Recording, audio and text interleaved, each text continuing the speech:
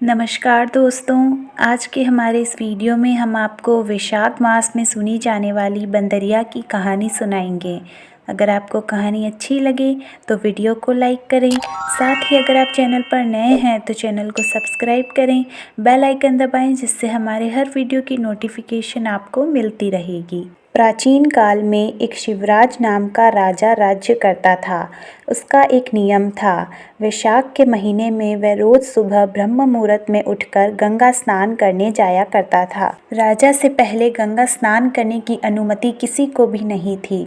नदी के किनारे एक वृक्ष था जिस पर एक बंदरिया रहा करती थी। बंदरिया रोज सुबह राजा से पहले नदी में जाकर स्नान करके वापस वृक्ष पर जाकर बैठ जाती थी। इसलिए जब राजा स्नान करने जाते थे तो नदी का पानी स्थिर नहीं होता था, उसमें हलचल होती रहती थी।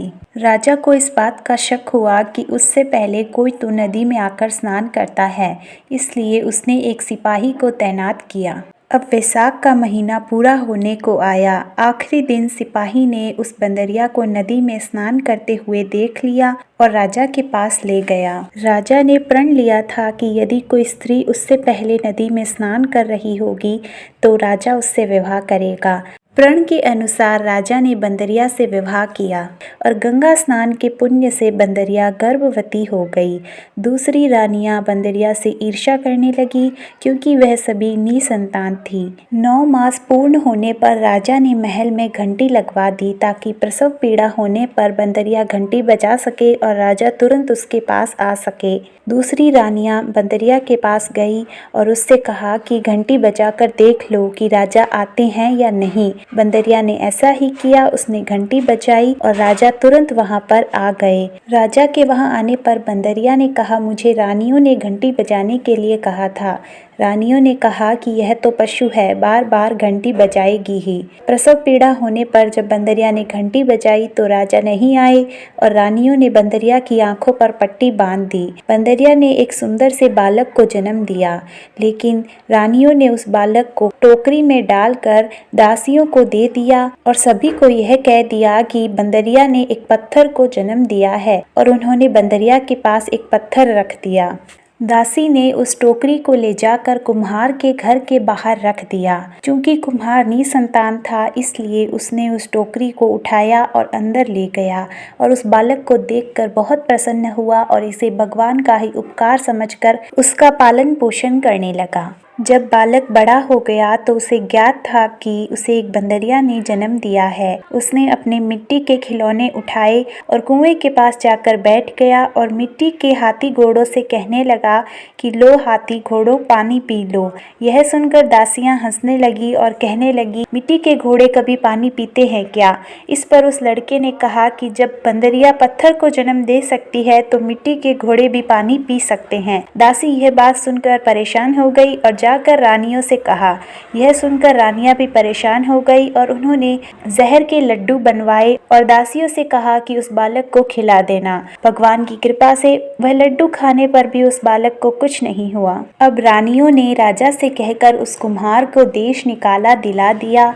अब कुम्हार और उसका लड़का कहीं और जाकर रहने लगे। अब चैत्र मास में गणगौर का त्योहार आया। वो बालक भी अब युवक बन चुका था। उसने मिट्टी के करवे और पानी आदि लेकर एक बगीचे के बाहर बैठ गया, जहां गांव की सभी साहूकार की लड़कियां गणगौर की प्रतिमा बनाने के लिए मिट्टी लेने आई थी। लड़कियां आते ही खेलने और झूला झूलने लगी। थोड़ी देर बाद उन्हें प्यास लगी तो उस युवक के पास जाकर वह पानी मांगने लगी। उस युवक ने कहा कि मेरे पास जो गोली है उसे खाते खाते मेरी प्रतिमा लगाओ, तभी मैं पानी पिलाऊंगा। पहले तो लड़कियां हिचकिचाने लगी, फिर प्यास लगने के कारण वह युवक की बात मान गई, जिससे वह सभी लड़कियां गर्भवती हो गई। जब उनके माता पिता को इस बात का पता लगा तो वह सभी कुम्हार के पास गए और बोले, तुम्हारे लड़के ने हमारी लड़कियों से शादी की है जिस कारण वह गर्भवती हो गई है। अब तुम्हें इन्हें अपने घर में ही रखना होगा। पहले तो कुम्हार ने गरीब होने का बहाना बनाया, लेकिन साहूकार ने बहुत सारा धन देकर अपनी बेटियों को उसके घर पे भेज दिया। अब कुम्हार के घर 108 बहुएं आ गई और कुछ समय पश्चात उन्होंने 108 पोतों को जन्म दिया।